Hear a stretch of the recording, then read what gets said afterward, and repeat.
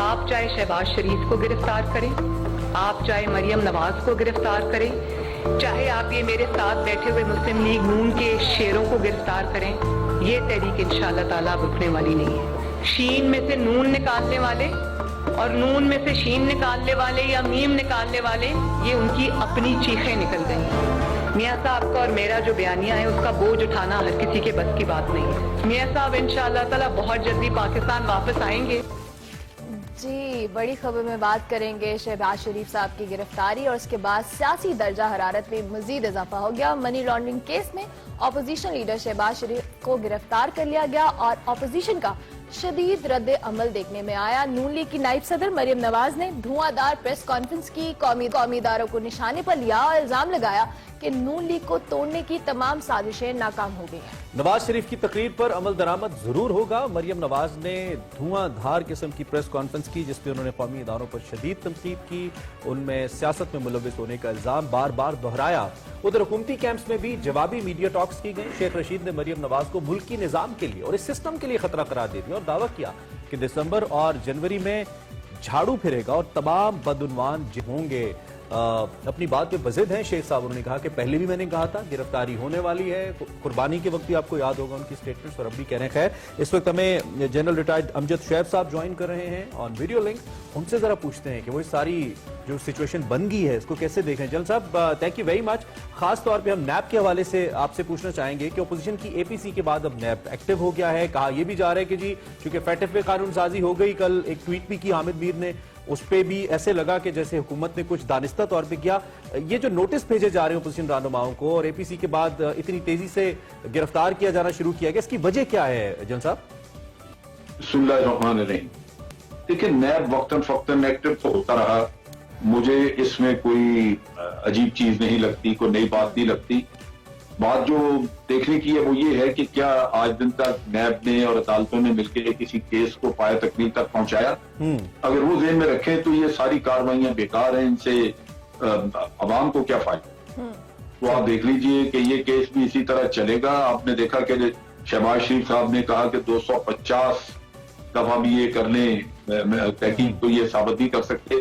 اس کا مطلب یہ ہے کہ انہوں نے بڑی مہارت سے کام کیا ہے اور وہ مطمئن ہیں، ان کو پورا اعتماد ہے کہ یہ کچھ نہیں کر سکیں گے۔ اور کیا چاہیے، شہباز صاحب باہر آ جائیں گے بچ کے۔ تو یہ صرف ایک وقتی تماشا ہے، آپ اس سے بہت زیادہ سیریسلی اس کو نہیں لینا چاہیے۔ ٹھیک ہے، اچھا یہ بھی جاننا چاہیں گے، کل شہباز شریف کی گرفتاری کے بعد مریم نواز صاحبہ نے بڑی ایک دھواں دار پریس کانفرنس کی اور قومی اداروں کو بھی تنقید کا نشانہ بنایا۔ آپ کیا اس حوالے سے آپ کہیں گے، کیونکہ شیخ رشید نے بھی انہیں ملکی نظام کے لیے خطرہ قرار دے دیا، نون لیگ کا یہ بیانیہ ہے، اس حوالے سے آپ کی کیا رائے ہے؟ دیکھیں، یہ جھوٹ کے علاوہ ان کے پلے ہے کچھ نہیں۔ اتنا جھوٹ بولتے ہیں، اتنا بولتے ہیں کہ انسان سوچ کے بھی شرم آ جاتی ہے، لیکن ان کو نہیں آتی کبھی۔ یہ وہ لوگ ہیں جن کے اندر اتنی جرأت تھی کہ ایسے بڑے بڑے عہدوں پہ رتبے اپنے بنا کے بیٹھے اور سپریم کورٹ آف پاکستان میں جعلی ڈاکومنٹس، جعلسازیاں کرتے رہے۔ اور دوسری طرف یہ ہے کہ یہ بھی ذہن میں رکھیے کہ میاں صاحب پچھلی 2 دہائیوں سے 20 سال سے افواج پاکستان کے خلاف سازش میں مصروف ہے، بے سازشیں کی ہیں۔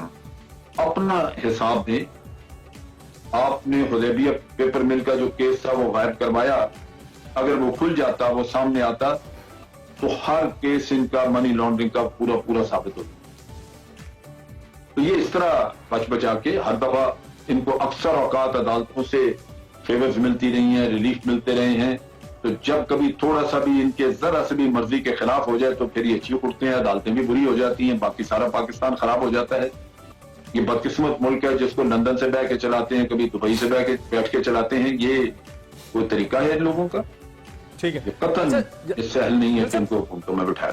ٹھیک ہے جنرل صاحب، مریم نواز نے کل ایک اور امپورٹنٹ بات کی، جب ان سے پارٹی کے اندر تقسیم کے حوالے سے پوچھا گیا تو انہوں نے کہا کہ نواز شریف کے بیانی کا بوجھ اٹھانا ہر کسی کے بس کی بات نہیں ہے۔ تو آپ کو لگتا ہے کہ نون لیگ یہ اس بیانی کا بوجھ اٹھا پائے گی جو کہ بڑی ہارڈ لائن ہے نواز شریف کی؟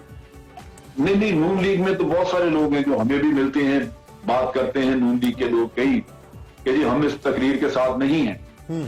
لیکن بات یہ ہے، آپ اس بات کو سمجھیں، یہ میاں صاحب کا ایک ذاتی مسئلہ ہے۔